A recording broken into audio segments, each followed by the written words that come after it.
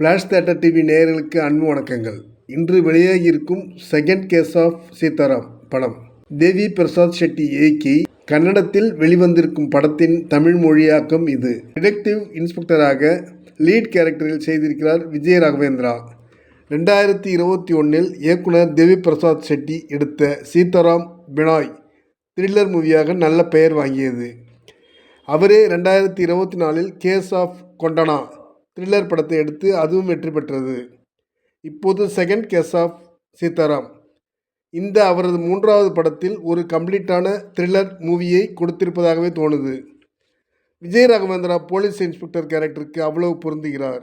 நிஜ போலீஸை நாம் சந்தித்தது போலவே அவரை பார்க்கையில் நினைக்க முடிகிறது. மற்றபடி இந்த படம் பார்க்க ஆரம்பிக்கையில் ஒருவித எதிர்பார்ப்பை ஏற்படுத்துகிறது. படம் முழுக்க அந்த எதிர்பார்ப்பை பூர்த்தி செய்துள்ளதா பார்ப்போம். ஆனேகுடா காவல் நிலையத்தில் இன்ஸ்பெக்டராக வருகிறார் சீதாராம் விஜய் ராகவேந்திரா. முதல் வழக்கில் பணியாற்றிய அனுபவத்தில் அடுத்து தனது பணியை செய்யும் போது அமைதி ஏற்பட்டுவிட்டது போல ஒரு நிலை தோன்றினாலும் ஒரே மாதிரியாக அடுத்தடுத்து 2 கொலைகள் அங்கே நடக்கிறது. சமூக விரோதி ஒருவரின் பர்சனாலிட்டி ப்ராப்ளமாக உள்ள ஒரு சைக்கோதான் இந்த கொலைகளை செய்திருக்க வேண்டும் என்று போஸ்ட்மார்ட்டம் ரிப்போர்ட் கூறுகிறது. இளம் வயதில் காதலித்ததால் தனது அப்பாவால் வெறுக்கப்பட்ட சகோதரி ஆனேகுடாவுக்கு விசாரணை சமயத்தில் மாற்றலாகி கணவரோடு வருகிறார். செபாஸ்டியனாக நடித்திருக்கும் கோபால் கிருஷ்ணா தேஷ்பாண்டே இன்ஸ்பெக்டரிடம் உதவி கேட்கிறார். கொலைக்கு அவர் சம்பந்தப்பட்டிருக்கலாம் என்று கைது செய்யப்படுகிறார். இது ஒரு பக்கம்.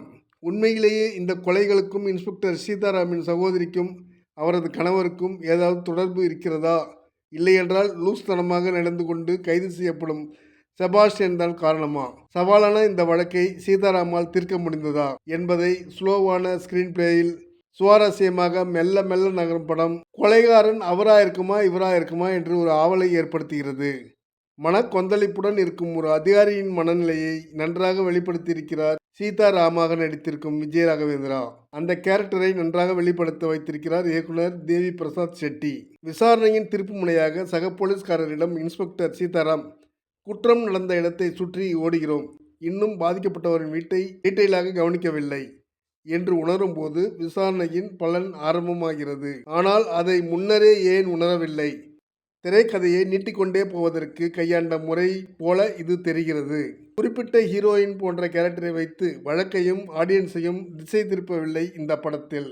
இசை மற்றும் ஒளிப்பதிவு ஓகே, ஆனால் எடிட்டிங்கில் இன்னும் கிறிஸ்ப் கொடுத்திருக்கலாம்.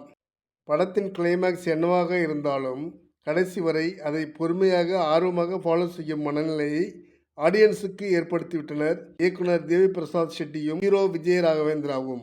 நன்றி, வணக்கம். எல்லாருக்கும் வணக்கம். நான் தான் மனஸ்வி. ஃப்ளாஷ் தியேட்டர் டிவிக்கு லைக் பண்ணுங்கள், ஷேர் பண்ணுங்கள், சப்ஸ்கிரைப் பண்ணுங்கள், கமெண்ட் பண்ணுங்கள். மறக்காமல் அந்த பெல் ஐக்கானையும் கிளிக் பண்ணிடுங்க. அப்போ தான் உங்களுக்கு நோட்டிஃபிகேஷன்ஸ்லாம் வரும். Thank you all. Bye bye.